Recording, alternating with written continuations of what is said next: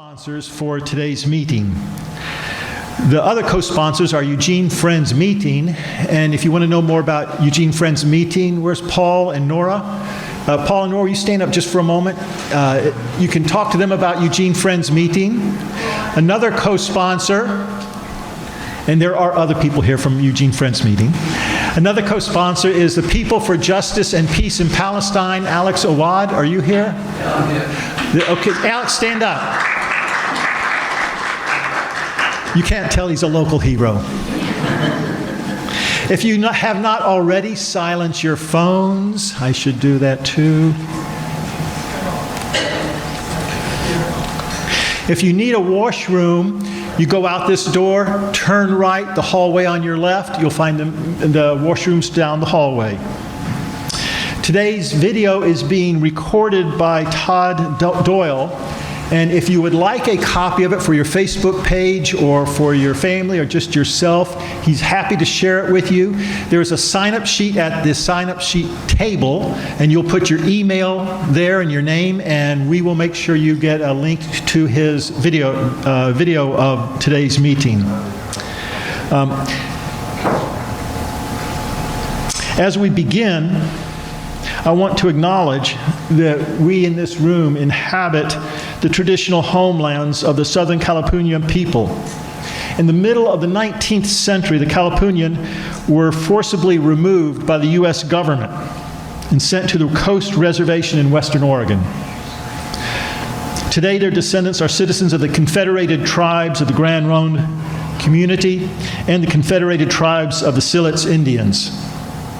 We call on all people to recognize the lasting harm of settler colonialism and to affirm our responsibility to acknowledge and to resist the erasure of all indigenous peoples, their history, and their living culture. Our speakers today are from the American Friends Service Committee. AFSC was started in 1917 by a group of Philadelphian Quakers who were concerned that conscientious objectors to World War I had no options but to participate in the war. After the war was over, AFSC worked quickly to broaden its involvement, including feeding the children, the orphans of the Germans and the Austrians. They started supporting economic justice in the U.S., opposing exclusivist immigration policies in America, fostering racial justice. And starting in 1934, AFSC was working to secure the freedom of European Jews from Nazi persecution. In 1947, AFSC was awarded the Nobel Peace Prize, along with the Quakers in Britain, for their work on humanitarian service and in pursuit of peace. In 1948, the UN asked AFSC to enter Gaza and serve the refugees whom Jewish militias had driven from their homes in what is now Israel. Today, AFSC continues their storied history in Gaza and in Latin America, in the United States, in Africa, in Asia, and across the Middle East. If you would like to contribute to AFC's work generally, or to Gaza specifically, there's a table out there where where's Claire? Where's Claire? Claire's back at the computer. She will be sitting at the table after we're done, and she will be happy to take any contributions to the work in Gaza that you would like to make. Our There are also 2 bottles of olive oil that came from Palestine, and there's a silent auction for them. They were expensive to get here. And if you would like to have Palestinian olive oil to serve at your next dinner at home with your guests, you can put a sum down and try to outbid your neighbor, but in a friendly sense. Our speakers today are Jennifer Bing and Zoe Jannuzi. From 1986 to 1989, Jennifer taught at the Ramallah Friends School in the West Bank of Palestine. Upon returning to the U.S., she began working with AFSC, where she is now the National Director of Palestine Activism Program. In this role, she has organized speaking tours, conferences, workshops, protests, delegations to visit Palestine, and has found time to produce or co-produce 3 documentaries. Zoe, her colleague, Zoe Jannuzi, is an AFSC activism program coordinator for Palestine. Her work for justice began when she was still in college. She then began work at Friends Committee on National Legislation as a policy analyst. She's brilliant. Now she's with AFSC, and her firsthand knowledge of Palestine and her experience with advocacy informs her leadership for justice and advocacy. Who is going to speak first? Please welcome Jennifer to the lectern.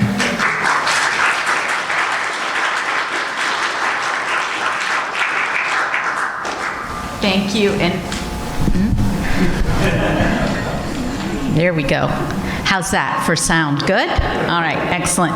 And thank you, Claire. So the way this room is arranged is that we can't move our slides, so I'm going to be like pointing to Claire throughout. So don't feel like I'm pointing at somebody on this side of the room like I'm mad at you or anything. I'm talking to Claire.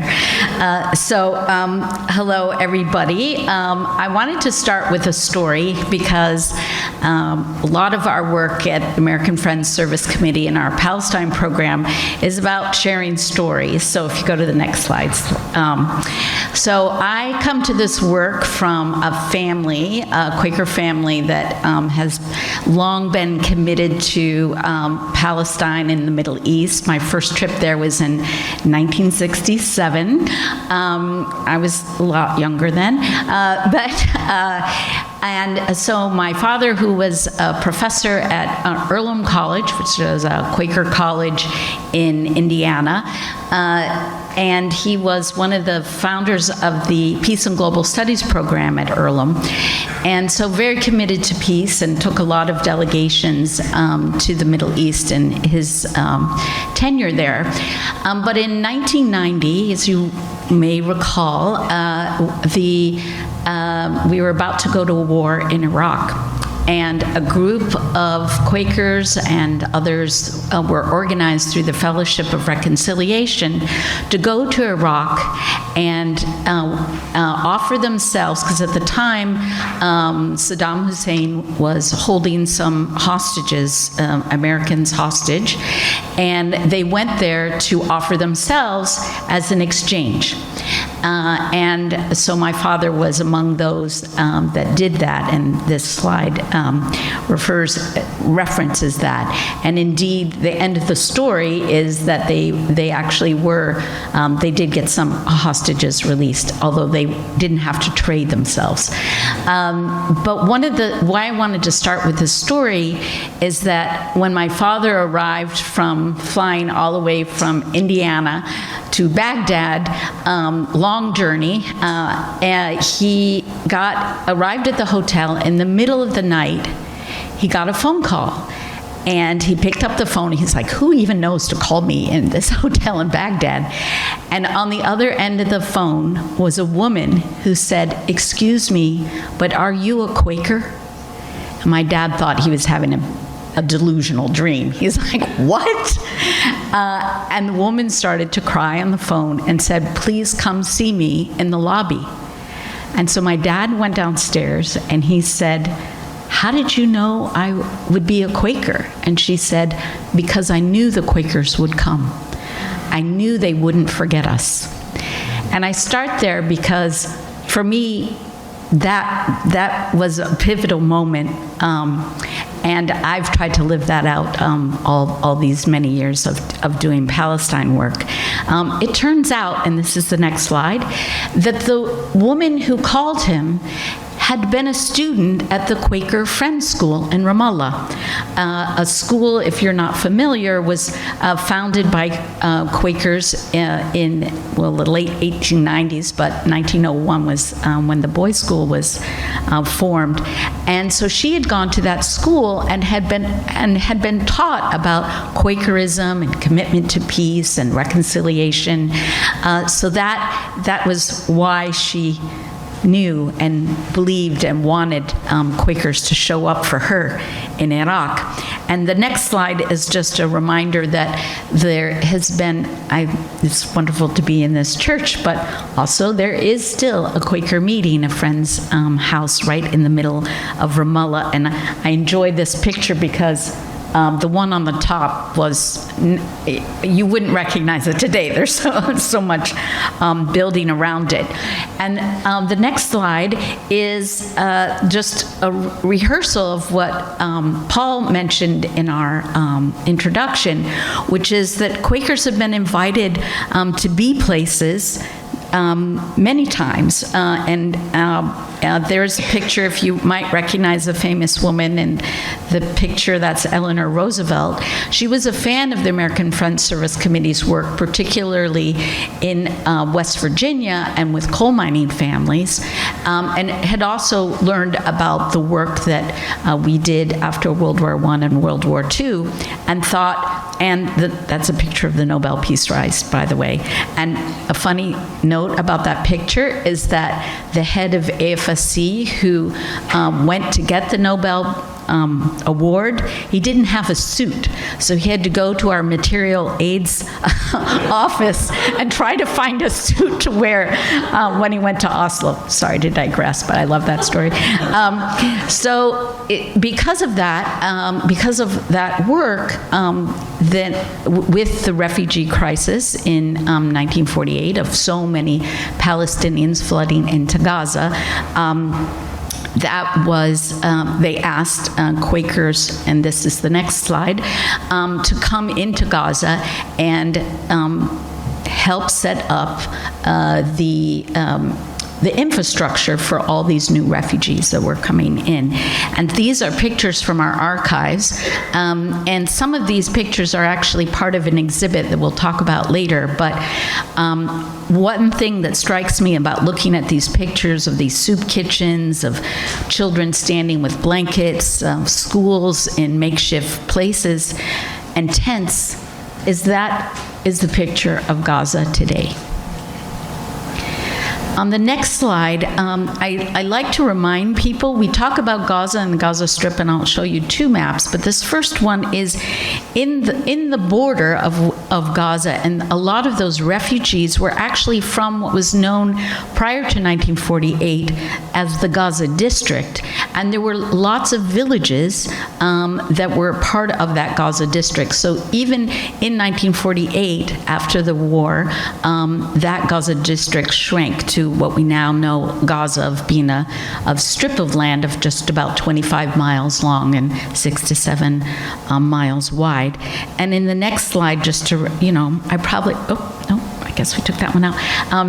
So the other thing that we did in those early days was to set up kindergartens. So one of the things about AFSC's work was we were there in Gaza to help refugees return to those homes. So in that district in the previous slide where I said the villages weren't very far, volunteers were actually going with Palestinians to try to go back to their villages. And they found when they went there that they were shot at.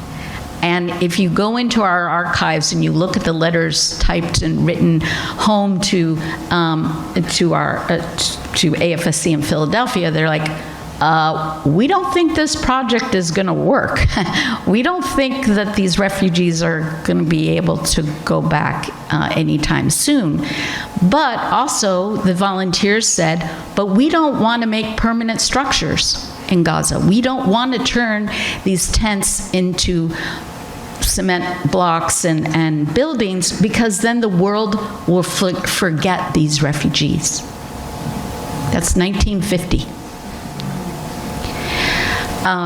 So we decided to turn our operations over to the United Nations, then had a new program called the UNRWA, United Nations Relief and Work Agency, and ever since that time, UNRWA took over running the clinics and the schools and the infrastructure for the refugees and the refugee camps that are there today. And because Quakers had developed such strong relationships with Palestinians in Gaza, they didn't actually want to leave.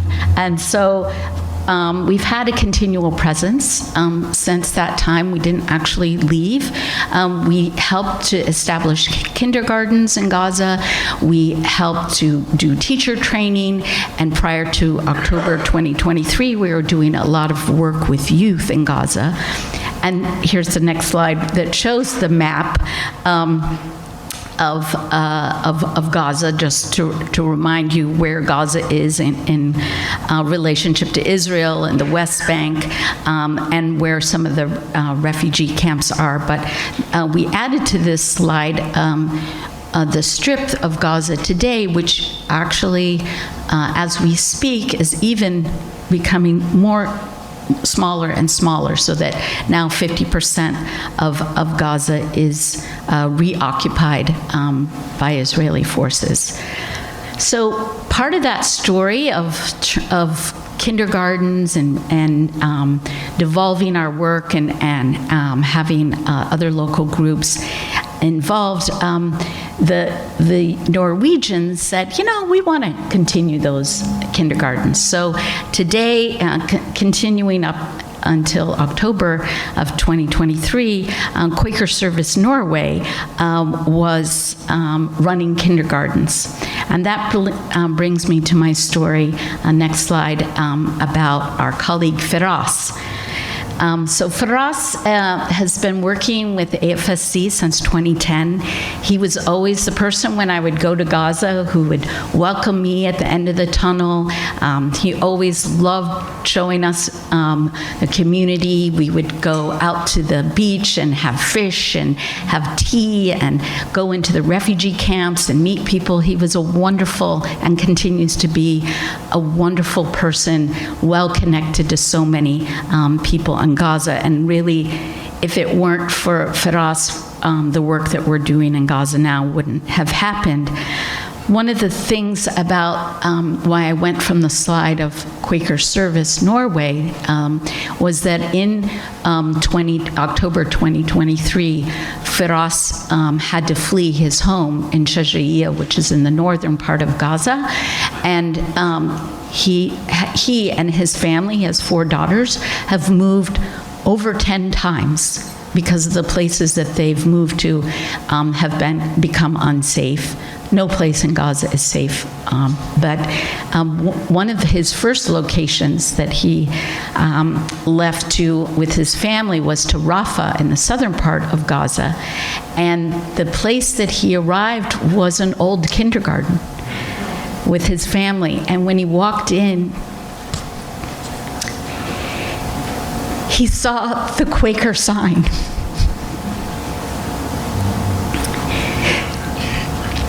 Sorry, I worry about him every day. Yeah. So it serendipity, whatever you want to call it, like the presence of him feeling safe because he was among friends is an incredible story. The next couple of slides are pictures of Firas. Here he is helping to distribute vegetables. Firas knows so many farmers in Gaza. People have asked about how do we get our food in a lot because of trucks and the inability to enter Gaza. We purchase our aid locally, so we buy from local farmers. We buy on the market there. And so the next slide, you see part of how we do our work is by organizing volunteers on the ground. So a lot of young people really want to help their community, so they participate in that. In the next slide, you can see the soup kitchens. Just this week in Gaza, we were able to feed 9,000 people in a kitchen, and it was the first time in many, many months that meat became available in Gaza, so we were able to prepare, or Firas and the team were able to prepare chicken and rice and bring it out to people living in the tents and living in conditions that really no human being should be living in. Firas has always loved children. He has 4 daughters, and he reminds us all the time about his youngest daughter and how she now is 6 wars old, which is a very powerful graphic produced here by Visualizing Palestine, and that is also part of this exhibit we'll talk about later. But that is the reality of Gaza's population. Half of the population of Gaza is under the age of 18. So if we're talking about 2.3 million people, at least that's how many there were in October 2023. So 1 million of them children.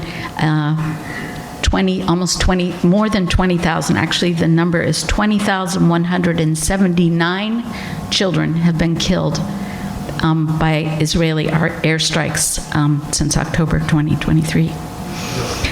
Firas really feels that, in addition to doing the aid work, that organizing activities when it's been possible. We've done that in this picture. This was an old school that now people are living in. So Firas and our team have organized activities with children.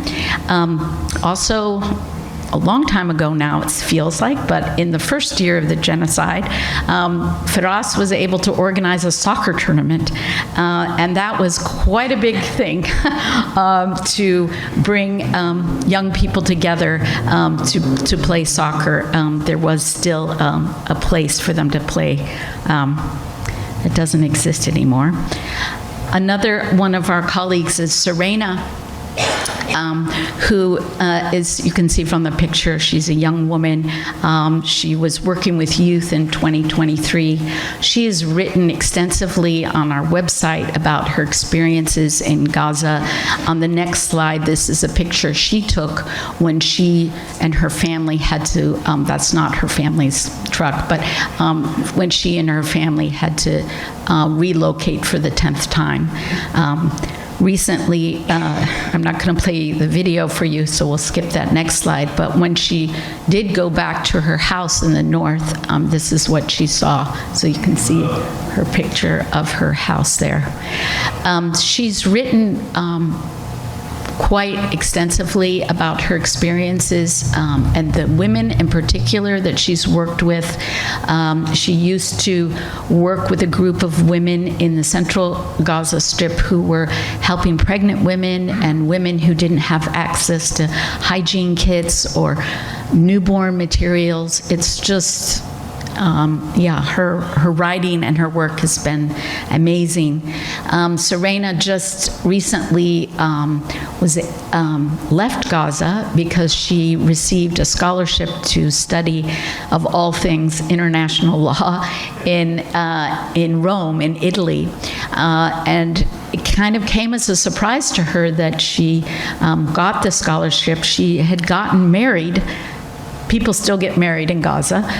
She got married, and 2 weeks later, she got a phone call from the Italian embassy saying, "You have 2 days to leave, and we are going to transport you out." And her whole story of her leaving is, she has a blog post on our website about that experience. But she had to leave her newlywed husband and her parents with 2 days' notice. And the only thing that she could take with her was the clothes on her back and her phone. I'll have to say she's really having a hard time in Rome. She just called me 2 days ago. It's heartbreaking, every person that has been part of this horrific genocide. The current realities in Gaza, I don't know if you pay attention to the news, if you're following the news in Gaza. Right now, the conditions there are unlivable. I mean, it's been unlivable for 2 years. We try to keep a focus on the needs in Gaza, so many needs in terms of health care and food and access. It's quite overwhelming, and you can ask us more questions in the Q&A if you'd like. But I do also want to say we also have a presence in the West Bank. Our staff, we have staff, Palestinian staff in the West Bank, and in this next slide is just to remind you that as terrible as it is in Gaza, of over 70,000 people killed and 200,000 injured. Things are also bad in the West Bank, particularly in this last year with more and more checkpoints, more and more attacks by settlers almost on a daily basis. So we're also tracking that. So I'm going to now invite my colleague Zoe to speak next about some of our other work we're doing. Thanks.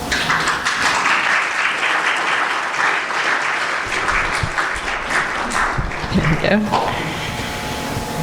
All right. Can everybody hear me? Cool. Can somebody wave at me if I move away from the microphone and you stop being able to hear me? Because sometimes I get a little distracted. But I'm Zoe. It's so nice to meet you all. And my story of coming to this work is a little less dramatic than Jennifer's. But I went to Swarthmore College outside of Philadelphia, and I got involved with Palestine student organizing pretty much right away. I went to Arts High School, and I didn't really have the chance to do anything besides dance and homework and perhaps some eating and sleeping in there every once in a while. And so I made a commitment to myself that I wanted to get involved with a lot of people who wanted to change little parts of the world. And I found an incredible community of really welcoming organizers at Swarthmore College. You can see in the photo on the left, I think about 4 weeks into my freshman fall, I was speaking in front of the main administrative building, launching our campaign for boycott, divestment, sanctions, which did not get me ingratiated with the president of the college, but did make me a lot of incredible friends. And so it's really, I think that my time with Swarthmore Students for Justice in Palestine taught me a lot about why people get into this work, and because I felt so welcomed. The organizers were really good at their jobs. Otherwise, I wouldn't have been up there with trembling hands, like I couldn't read my paper because I was shaking so much. And I wouldn't have stayed all 4 years, and I wouldn't be in this job right now. And so I'm going to talk a little bit more about like the work that we do here in the U.S. Palestine activism program that you can get involved with, because being an organizer at Swarthmore taught me a lot about building a community of friendly organizers, and also about being really oriented around action. And so you can go to the next slide, Claire.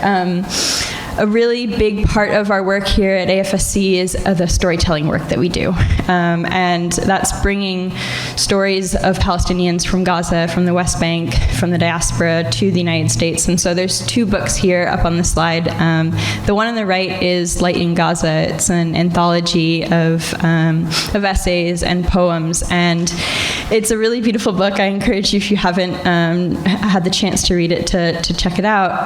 But it's from before the genocide, and it tells the stories of Palestinians from Gaza, their experiences in everyday life, and their hopes and their dreams for the future. And it feels more like a snapshot in time than when I read it the first time. And so we've worked on a couple of books since. We're currently working on our 3rd, so stay tuned for that. But on the next slide, you can see our most recent book, Displaced in Gaza. And this is 27 stories, first-person narratives of displacement. And we launched it in the United States last year, I believe, although time gets a little bit fuzzy. And This book is, Jennifer did a lot of speaking tours before I started working at AFSC, and one of the first things I did when I started was help to coordinate a speaking tour with Yusuf, who you see up on the screen right now. And that's not possible right now for a number of reasons. One is that our government won't provide visas to anybody with a Palestinian ID. And so, and also because it's really hard to leave Gaza. It's nearly impossible. Our colleague Serena explained to us when she came on the Action Hour a few weeks ago the process of leaving, and she said, and there's 3 ways that you can get out of Gaza, and this is people we can count on one hand, like people who are leaving for studying, people who are leaving to reunite with family members, and the ways people are able to leave Gaza require an immense amount of advocacy, and so we're not able to bring Palestinians from Gaza who have experienced genocide to the United States to speak to people, but we are able to bring their stories, and so I encourage you to really feel the importance of that and to help us share their stories by spreading this book around. And another way that you can experience Palestinian stories is through our exhibit. I think Jennifer referenced it a couple of times, but we have an exhibit up. It's currently at the University of Oregon, but it's going to be traveling around this area, and you can also host it. It's a downloadable exhibit. So the exhibit is called Why We Record, and this photo on the screen right now, you can see a woman in Gaza using her phone to record. The chapter, the second chapter of Light in Gaza, the book that I mentioned earlier, is called Why We Hold On to Our Phones and Keep Recording. And it's the title of the exhibit comes from that chapter, and the idea that when there's so much interest in erasing Palestinian stories and Palestinian narratives and Palestinian people, that the archive that we keep is so important. And that archive exists in so many different forms. The work that we do, the work of Palestinian journalists on social media and in professional journalism, news journalism, and also in our own collective memories and the memories and the experiences that we get to build together. And so that's what we're hoping to do with this exhibit, is to really build a space and a place to listen and watch and look at Palestinian stories, parts of Palestinian stories. The exhibit has 3 different parts. So if you go to the next slide, Claire, actually, this is the full title of the exhibit, Why We Record, Defying Fragmentation and Erasure in Palestine. Sorry, we switched the order of those 2 words a couple times, so I had to make sure I get it right. And it has 3 different themes. So the exhibit explores displacement, fragmentation, and return and future visioning. And it does that through 3 different types of materials. And the first is on the next slide, and that's visuals from Visualizing Palestine. So when Jennifer was talking about Firas's 4 daughters and how one of them is 6 years old, that's a Visualizing Palestine visual, and it uses the data and the visual aspect to combine. Our colleague Maura, who is with us at the University of Oregon for our presentation yesterday, spoke about how stories store and numbers numb. And so by combining stories and numbers, Visualizing Palestine is able to tell Palestinian stories in a different way. And so that's one of the aspects of the exhibit. There's 2 more Visualizing Palestine visuals up on the screen, and I encourage you, if you haven't had a chance to look around their website, they have over 300 visuals that tell really compelling stories. The next slide has one of the archival photos that Jennifer featured earlier on in the presentation today of tents that, if you colorized it, looks really eerily similar to to what we see in Gaza today. And so these are archival photos from AFSC's work in 1948 and 49, and they're part of the exhibit, not just in the first two themes, but to sort of help remind people what exists and what could exist. And the third part of the exhibit is quotes from some of our publications. So this quote on the screen, I'm going to read it out. It says, "Gaza is not and should not be a priority only when Israel is shedding Palestinian blood en masse. Gaza is the epitome of the Palestinian Nakba, is suffocating and being butchered right in front of our eyes and often live on TV or on social media. It shall pass, I keep hoping. It shall pass, I keep saying. Sometimes I mean it, sometimes I don't. And as Gaza keeps gasping for life, we struggle for it to pass. We have no other choice but to fight back and to tell her stories for Palestine." Where on campus is it? It's on the second floor of the EMU, but it's only going to be there for a couple more days. And then I hope that interested parties are in touch with the heads of the decolonizing conference that we're speaking at, because it's available to travel around the area. But as I said, it's downloadable. So if you also speak with me, and I think we have cards out on the table, you're able to download these materials and print them out and host them wherever your home communities are.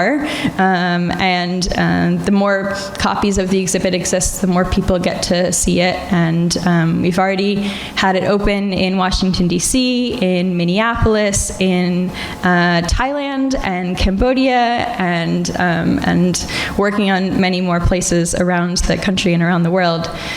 So these three parts, quotes like this of Professor Rafal Al-Arir, and the archival photos and the visualizing Palestine visuals make up the exhibit.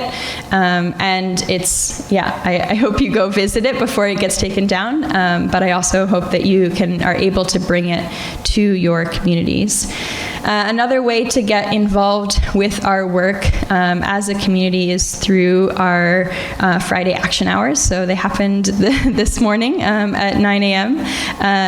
It's normally noon for me, so it was a bit of an early adjustment. But you can see these are our guests from December and January up on the screen. Action hours, they happen every Friday. Today was our 114th. And we have no plan on stopping. The action hours, we start with a moment of silence and center ourselves, because a lot of the material that we're sharing is really heavy. We've spoken a lot today about Gaza, and that's such a huge part of our work. But we also talk about the West Bank on the action hours, and about Lebanon, and about Syria, and about Israeli resistors. We cover a lot. We start with the news, and we get into guest features. So you can see some of it's pretty small actually. But we had Munter Isak, we had Hannah from Interlink Books, talking about being in the publishing business as a Palestinian. We had Serena, my colleague, who was evacuated to Italy, as Jennifer said, and we're so excited for all the other guests that we've had and that we'll have in the future. That's another way that you get to listen to the other perspectives of people who work in partner organizations with us. And then we always make calls to our members of Congress, sometimes just so we can yell at them, or that's what I do. But often because we're trying to build relationships with the staffers, and we're trying to move this very slow-moving body slowly. And so this is our commitment that we make, to not abandon this space and to be loud loud, not just for our neighbors around us, but for the people who have elected power. We want them to use it the way that it should work. We should have that voice. And then we share events that are upcoming. So if you have things that are going on in your community and you want them to be promoted on the Action Hour, send me an email. And we also share a lot of resources. So we have an agenda that goes along with the Action Hour, and it contains more than 100 links that get changed pretty much every week. And so it's a great place to come and discover that there's somebody else in your community who's coming to the Action Hour, make a new friend, make a virtual friend, and hear the news. Then besides the Friday Action Hours, we have a lot of resources that we've created for that space. And so you can take a look at our Action Hour website. We share inspiring actions and artist features. We really think that art is a big part of our work, which is why we did the exhibit. But you can see there's some inspiring actions here that have to do with the next thing that I'm going to briefly talk about, which is the Apartheid-Free Communities Network. And this is a group of more than 1,000 communities across this country and across the world that have taken the Apartheid-Free Communities Pledge, which I think Claire can put up on the screen. Oh, yeah, okay. Well, I guess before I transition, I think that a lot of our work is trying to reckon with what feels immediate and how to pair that with what we know the root causes of violence to be. So we're watching a live-streamed genocide, and we're trying to share that information and those stories with people. At the same time, we know that this genocide is because of root causes like settler colonialism, military occupation, and apartheid. And so taking that work that feels really immediate and taking a step back to zoom out and look at why this violence is happening, because as Quakers, these root causes. This is what we're really interested in. So this is why the Apartheid-Free Pledge exists, and you can see the pledge up on the screen in a moment. Has 4 parts, and you can read it to yourself up on the screen or on one of our cards after the presentation. But as I said, there's 1,000 apartheid-free communities, and 60 of them are Quaker communities, which you should give yourself some silent applause or something, because that's pretty cool. Quakers are pretty awesome, and it includes a lot of Quaker meetings and Quaker churches, regional meetings, and Quaker groups like the American Friends Service Committee. And so if you're interested more in the Apartheid-Free Communities Network, it's a great way to get involved in our work, and also to meet like-minded people and who share values and who want to work together. But it's also a great way to have conversations with maybe people who don't share your values. A lot of the apartheid-free communities are maybe it's a business and it's 10 people, and the owner of the business is like, yep, this makes sense to me. Brings it to the other 9 people, and they're like, yep, that makes sense to me too. But for a lot of communities, it doesn't work like that. And so there's a big, long process of discernment, and those kind of conversations, that's the work that we do together. There's also a lot of resources for Quakers from our friends in the Quaker Engagement Office on 2 or 3 slides forward. One more. And so there's a meeting for worship every Thursday, and a lot of other resources that you can check out. And I think that's pretty much it. I want to leave you, with the question: how do we show up now as Quakers, as capital F or lowercase f friends? These are a lot. I've left you with a lot of ways, but they're not all of the ways. And so we really invite, creative participation in our work. And I'm so grateful for all of the people here in this room and all of your creativity that I know is strong. Will you take questions?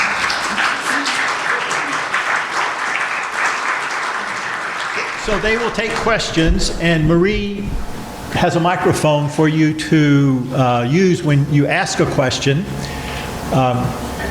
Yes, and Claire is going to pass around a sign-up sheet. I don't know what it's for, but sign up anyway.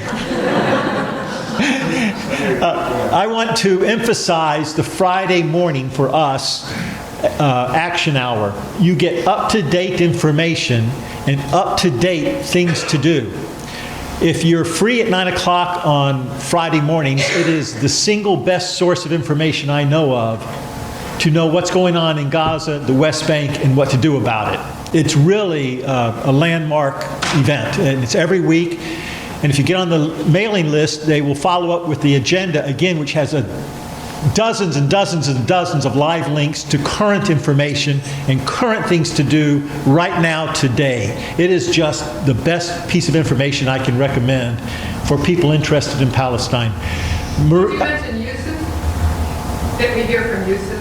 Yes, Yusuf is... In Gaza, we hear from him. Yes, and other people from Gaza as well. And there's a green card on the table outside where you can sign up. I second the motion on the action hour. It's like hands down such a great way to stay informed. Marie has the microphone if you have a question. I'll say, even if you can't register if you can't attend the action hour, if it's working hours for you or it's too early for you, you can register for the action hour still, because every Monday, sometimes Tuesday, we send out a recap email, and that has a summary of the call as well as the agenda that Paul mentioned. So that's another good resource.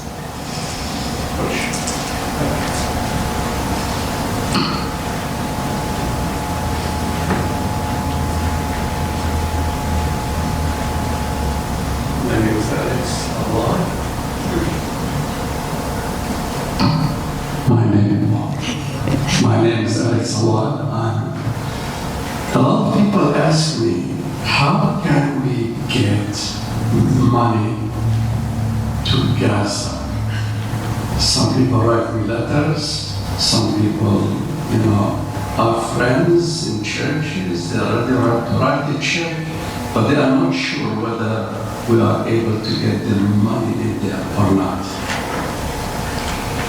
So especially at the beginning in October, there were a lot of GoFundMes for individual families and things like that. We always try to encourage people to give to organizations that are well respected and distribute aid fairly to people. You can always donate to AFSC, the American Friends Service Committee. We do the money, we have a special fund that's just for Gaza, just for the humanitarian work. We've raised millions of dollars, and things are expensive in Gaza. At one point, a bag of flour was $60, and this is in a community that has no money and no funds, and somebody has some other things to add there. But there are a lot of wonderful organizations, like the UNRWA still has operations that still exist. There are other Palestinian led organizations that have relief efforts there, but everyone needs to know that since last March, Israel has completely, shut down most aid operations. And even during the ceasefire, when part of the ceasefire agreement was to allow more trucks in, that has still been very minimal, and the needs are immense. There are also groups like Doctors Against Genocide and Jewish Voice for Peace is Health Collective. There are groups that are getting medical aid in, that are getting volunteers. They've had some special permission, but a lot of that, like Doctors Without Borders, many of our organizations are being stopped from being able to provide assistance. And the reason is because there is another plan that our president seems to think is the answer, which is to bring in billionaires and to create this utopia Riviera in Gaza. I mean, it's yeah, don't get me started about that, but yeah. Thank you for your work in the update. Question I have is, During the Israel-Iran missile war last year, I heard Clarissa Ward, who was a CNN journalist, she was on the Stephen Colbert show, and she speaks Arabic and has spent a long time in the region. And she started to say about the hundreds of thousands of people killed in Gaza and corrected herself to say tens of thousands. And I'm wondering, I mean, I assume we'll never really know the full extent of what happened, but what is your sense of what has happened? Yes, so the UN, so there's actually a great graphic that Visualizing Palestine just did about how do we count the dead. So I encourage you to go to their website. It's a great graphic. It explains how difficult it is.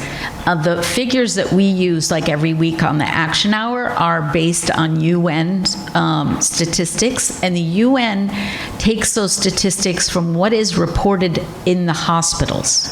Okay, so a lot of people don't die in the hospital, as we can see. They die under collapsed buildings. They they die in their tents. They die of starvation. Trying to make a good estimated guess is challenging. And so that's just one more thing. And why is that? Well, are there journalists? Are there international journalists in Gaza that can report out? No. They've been banned too. So in my opinion, part of the reason of keeping aid agencies like Save the Children, like Doctors Without Borders, like American Friends Service Committee, like the Mennonites, all these groups who are there, is they don't want the eyewitnesses. They don't want people to tell you the stories about what our American bombs are doing to this people and how we are complicit in this genocide. Here, three up here, over here. And then in the back, I guess. Hi, my name is Anna, and I want to ask if we did create a small organization, we can call it aggregate organization, with a few people from Gaza first, food, medical supplies, and other things, and also toys for children. And we have more friends who I know him personally, and he gave me a lot of pictures, and he was showing me videos. I saw everything step by step. Also, the mosque here, they donated tremendous for small people, I would say. On the other hand, how we can connect between the people we invested with them and your organization. This is one question. The other question, for example, I'm American. I'm born with American. There is no immigration problem. There is nothing. But if I will visit, for example, if I donate for you, for example, I will be arrested, even if I'm American. That's what I did. I'm worried. I'm from West Bank. My mom there. If I want to go visit her, I will be arrested in the borders because I didn't send for friends or family. I sent to you. What is the protection you can let someone who's 100% born American like me to go to visit her family if I donate for you? That's why I prefer, for example, me to donate to friends who I know them instead of put myself in my name in the borders. I mean, I'm going to have arrest. And even though I'm not guaranteed, my cousin is American and she born here and she been arrested in the airport. Ibrahim Hamid's daughter. Yeah.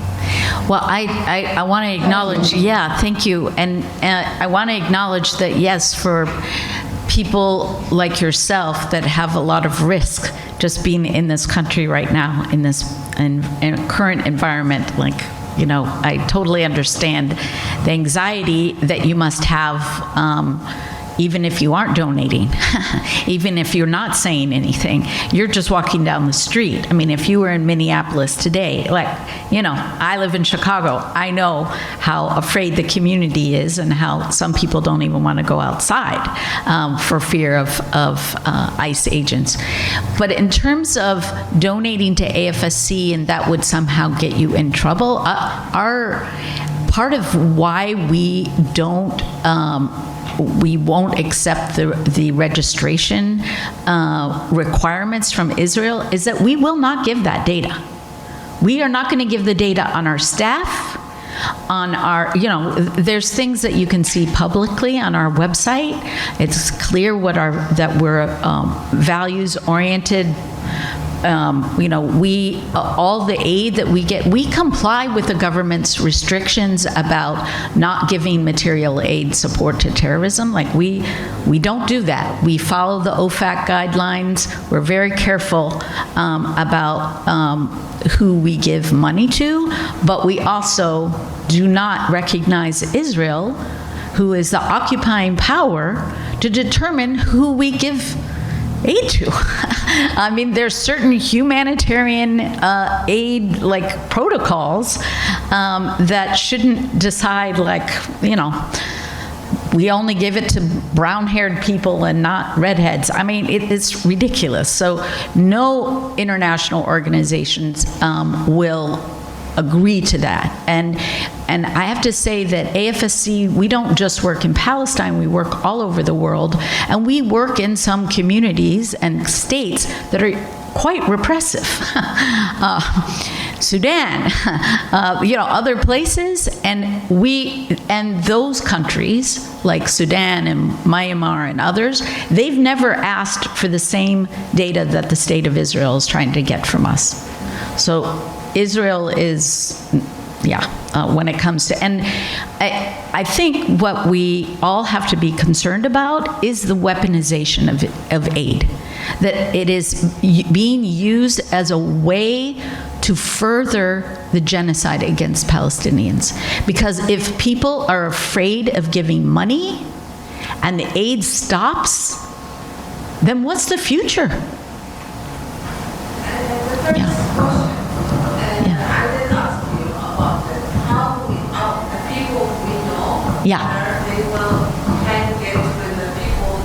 Yeah, so our local operations in Gaza, I mean, there are networks there between people, so people who do aid work will know who Faras is. So I would have them locally be in touch. That, like, as you said, there are families, there are communities, there are a lot of Gazans who live in the U.S. who have connections to groups. And as you said, like, if you know people on the ground and you trust them and you don't think that there's any, then of course that is who you should donate to. If you're asking me about, like, how can we connect people here to get the blankets or get the aid, that is a huge challenge. And it has been. I mean, just connecting to our staff with electricity cuts and all it's a huge challenge for all people doing aid relief work in Gaza right now. Norwegian Refugee Council, all of them are facing incredible challenges. Ramlawi, from Shajaiya, originally. Yeah. Hello. I'm a volunteer humanitarian doctor that work with Doctors Without Borders all over the world, from Myanmar to Africa. Amazing. I host a lot of international people in Eugene, including war refugees. Last year, I had a young man who was a captain of the Israeli Defense Force. And I thought this was an opportunity to get into the mind of people like that. So I asked him directly, I said, have you killed Palestinians? Of course. How many? I can't count. Have you shot women and children? Of course. I said, do you feel bad? Not at all, he said. I said, so what is your feeling? He says, we will not stop until they are all dead. That's what he said to me in my house. So we have to figure out a way to, how do we get love and compassion to those people who intergenerationally feel like it's their responsibility to murder all their neighbors. This is what really hit me. Thank you. Thank you for sharing that powerful story. I mean, I think that part of what we believe is going to be helpful is to share stories and humanize, you know, who are these people in Gaza? What are their dreams? That's why we did this book, Light in Gaza, which we have cards about how you can order that as well. Of like, there are engineers in Gaza and there are cultural workers. And one of my favorite Instagram people that I follow is a musician who does singing with children on the beach every day. And it's like, no, people want to live. And they have the same dreams that everyone does. And how that we have to say that is really sad. But you see some people are using their platform, like Ms. Rachel, who's a childhood online, you know, advocate, has millions of followers. She's taken up the cause of Palestinian children, and she's done incredible work to bring children to the United States who, for medical care, but also to share their stories and to, you know, ask the question of kids like, what do you miss? And a 6-year-old will say, I miss my teddy bear. Those are the people that you want to wipe out? Like, I think we need to have those kind of conversations. Yeah. I just want to mention that Israel killed 100,000 people in the 2-year genocide against Gaza. And we're all supposed to not forget that. And actually, I'm not actually forgetting that. And so let's get this. There's 7 million Jewish people in the United States and 7 million in Israel. And the rest of the Jewish diaspora is in tens of thousands. So that's where the Jewish people live.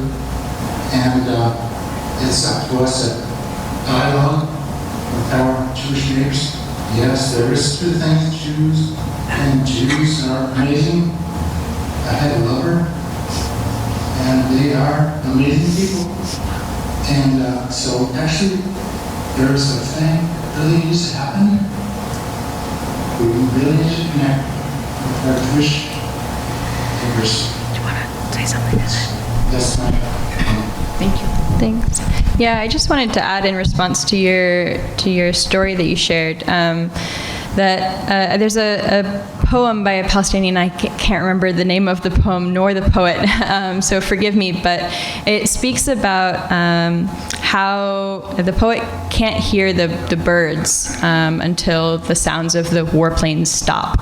And I think part of the biggest part of our work here in the U.S. Palestine activism program has to do with the first bit of that title, which is that our audience is here in the United States, and that's for a reason. That's because of the complicity and the participation of our government in the genocide, and that in order to build an environment and an atmosphere where it's easier to humanize people, you need to dismantle the systems of harm, and you need to end U.S. complicity in those systems. And so a lot of our work is to stop U.S.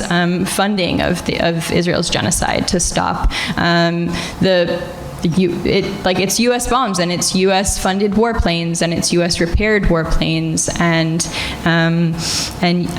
U.S. built bombs. They say the United States on them. A lot of our members of Congress have signed their names on them, that are then launched into Gaza, and so that's the context that helps foster that dehumanization, that builds the environment for people to be able to say such horrid things about their neighbors, and to prevent this ethos of love thy neighbor as thyself, like no exceptions, and so that's a big part of our work. Not necessarily just speaking one-on-one to people who hold such different beliefs than we do, but to create an atmosphere and an environment that stops breeding that hate.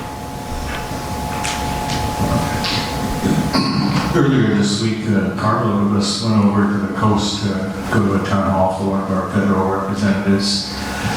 We were hoping to persuade him not to send the bombs.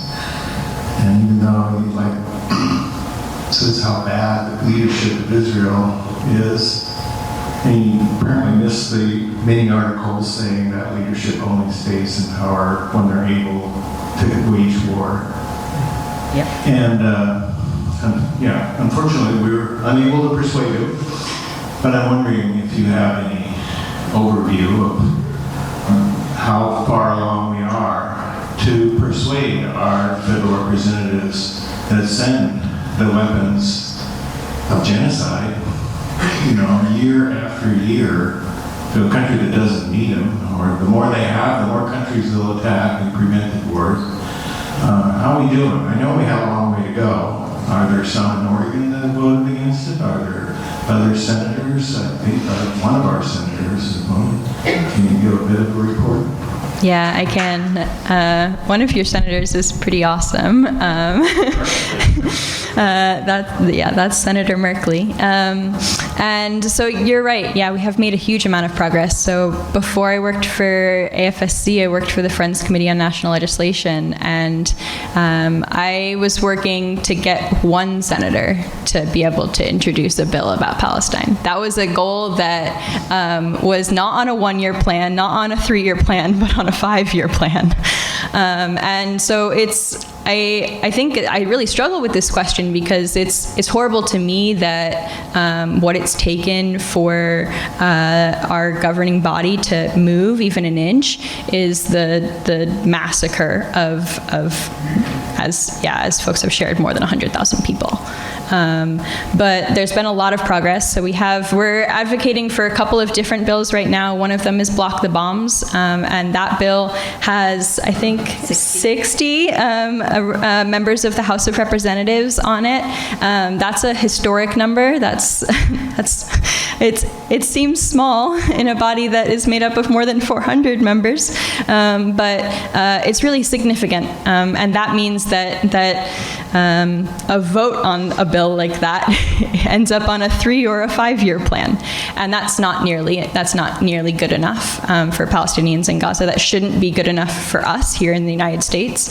It needs to stop yesterday. It needs to have stopped 2 years ago.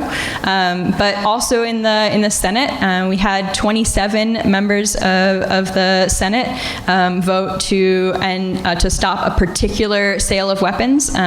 This is Congress trying to reclaim its war powers, and so it's one sale of weapons, but it's 27 members of the Senate. That's more than half of Senate Democrats. No Republicans for the time being, but even Republican sentiment on U.S. relations with Israel is changing. It's a slow moving body, and I have to remind myself that every change that we've lived through, that I've watched, even ones I haven't lived through, they've been motivated by a lot of different parts coming together, but they've been led by people and people power. And so these institutions, members of Congress and our elected officials, they lag, they come after us, and so we have to be the example to show them what to do. And in the meantime, we've got a lot of other work. But I welcome your participation in town halls. This is an engagement that we encourage on the action hours, that we can help train you on, that you should be interested in and that you should be engaging in.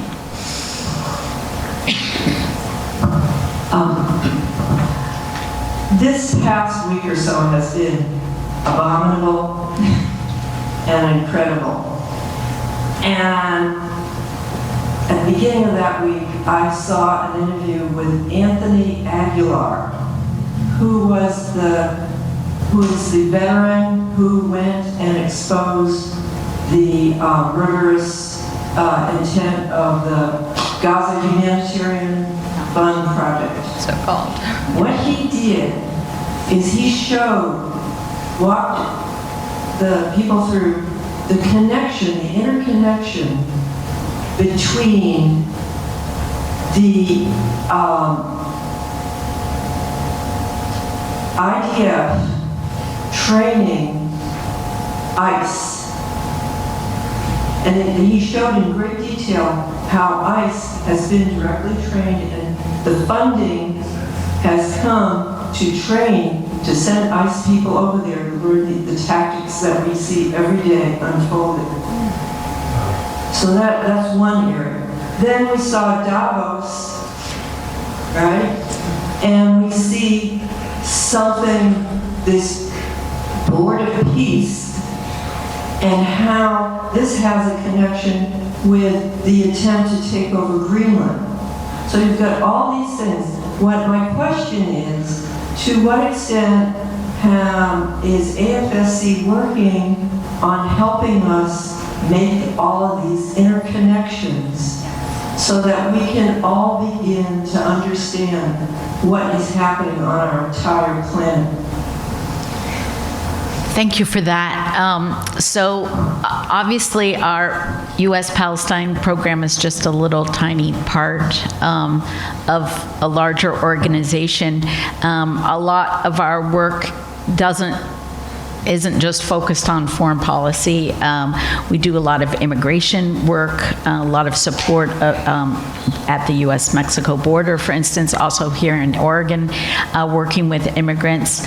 We do work around economic justice issues, so we were advocating to hey, it's not time to cut food aid to our communities, and what about healthcare and things like that. So we work on multiple issues, and it has been a conversation of staff together about how do we operate in these times, how as our country becomes more and more authoritarian, what is our response? And I don't think that we found the magic bullet yet, but we do have a few campaigns that are in the cooker. So stay tuned for that. But in the meantime, I think making those connections about militarism, because that's what you were saying, what's happening in our communities. One is how ISIS has been trained and the tactics they use of, covering their face or ramming people and then saying, oh, they were trying to hit me. All these things is like deja vu to living in the West Bank, as Alex, I'm sure you can attest. But also, look also what's happened in Minneapolis with the communities coming out and supporting one another, and all these mutual aid networks. This is also something that we've seen when there's an authoritarian state and when you can't count on the government to do the right thing, communities organize and take care of each other. And that's what I think Firas does in Gaza with people on the ground. I think that that's what AFSC is doing in communities around the country, and helping protect immigrants and lifting up the stories of people that are impacted, but also organizing ourselves so that we can be better support. And mutual aid networks are all over the country, and people making connections. Somebody like Greta Thunberg, who was a young activist for climate change issues, in which she was, a young person. She was on a flotilla to Gaza to try to bring attention to the the genocide in Gaza, and she's outspoken. Someone like Rachel, who cares, Miss Rachel, who cares about childhood education and protecting our education and all that, she's making a connection. So yes, it's out there. I do think we also have to be paying attention to our rights here. This is 2026. We have an election year coming up. And somebody reminded me, it's the 250th year of the United States this July. How are we going to celebrate July 4th this year? So I hope all of you will come up with some good ideas about how to do that. Jennifer's going to, Claire, have another meeting to go to shortly. Yeah. So I want to know how many more questions. Yeah, maybe one more. So one more question, and before we take this one question, I want to remind you that there will be a table outside where you can make donations to people in Gaza, and there's information out there as well. Another question? Here. Yeah, I was just trying to think of ways that we could, fight Israel, and one thing that happened recently is they had the Europop conference, and Ireland and Spain, and I can't remember who the other country was, didn't show. And right now we have the World Cup, and it's coming to the United States, and it's bigger, way bigger than the Super Bowl. And I'd really like to have a movement of all the countries that wouldn't participate, that their citizens say, don't participate, because that would make such a difference. They were planning on making a bunch of money, and it's sad, just in the fall, they just voted for $3.something billion to Israel. They tied it in with the soldiers' pay. So everyone's like, oh, we can't vote against soldiers not getting a raise. Yeah. It's very cynical, just that point. And that's a great segue also to reminding us about who are the companies that are profiting from this. Companies like Palantir, who is doing the surveillance technology in our prisons at the U.S.-Mexico border and in Gaza. So we also can think of ways to hold corporations accountable who have been profiting and make those links. And that is also some of the work that I forgot to talk about that we also do. Yeah, I'll just add on that. After George Floyd was killed, and a lot of protesters were dealing with tear gas. Palestinians in the West Bank over social media were sharing tips on how to respond, and so we know that these systems are all connected, not just because we can trace the systems of oppression and their connection, like Palantir and surveillance of Palestinians in Gaza, and Chevron, exploitation of natural resources in Palestine, but also because our resistance is intertwined, and so I encourage you to keep thinking of those connections, because that's what brings more people into our movement, like Jennifer was talking about Greta. Please put your hands together for Jennifer.